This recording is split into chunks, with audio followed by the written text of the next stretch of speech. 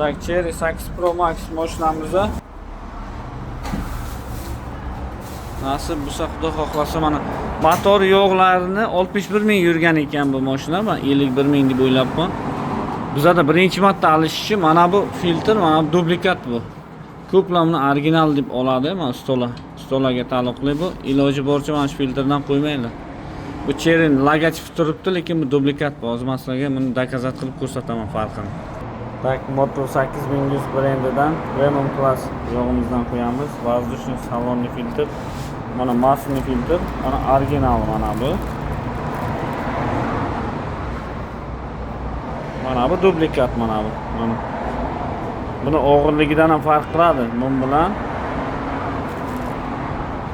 Mana yozuvlardan ko'ryapsizlarmi?